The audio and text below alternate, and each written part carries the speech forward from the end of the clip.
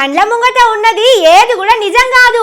మనం చూస్తున్నది బతుకుతున్నది ఒక మాయా ప్రపంచం. నా ముంగట కెమెరా ఉన్నది అనేది కూడా ఒక అబద్ధం. ఆ కెమెరా వెనకాల ఓ అన్న ఉన్నది కూడా అబద్ధమే. నేను వార్తలు చదువుడు మీరు చూసుడు అంతా ఒక మాయ. ఇవేవి నిజాలు కాదు.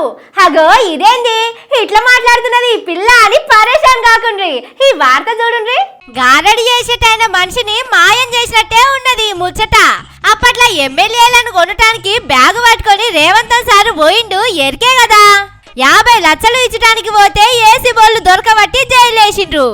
ఇప్పుడు చంద్రాలు సార్ కూడా ఫోన్ లైన్లోకి వచ్చి మన వాళ్ళు బ్రీఫ్డ్ మీ, నేను అన్ని చూసుకుంటున్నాని మాట్లాడిన ముచ్చట్లు అందరూ చూసిండ్రు కదా, కానీ అదంతా ఒట్టిదేనుల్లా, అదంతా మాయ.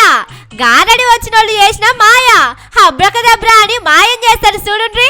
అట్లా అన్నట్టు అయాల స్టీఫెన్సన్ అనే ఎమ్మెల్యే ఇంట్లో రేవంత్ సారు ఉన్నట్టు, ఆయన తోడి చంద్రాలు సారు ఫోన్లో మాట్లాడినట్టు అంతా ఫేక్ తయారు చేసినట్టున్నారు.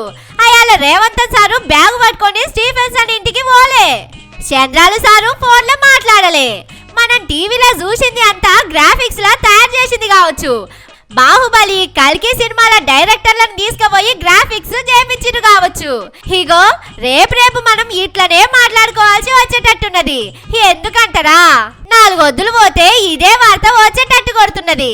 రేవంత్ సారు అలుగురు చంద్రాలు సారు తప్పేం లేదని చెప్తారు కావచ్చు. చంద్రాలు సార్ను ఈ కేసులో పెట్టాలని అప్పట్లో Jagan party MLA court case వేసింది. కానీ మేము అట్లా కేసు పెట్టమని కోర్టోళ్ళు చెప్పిండట.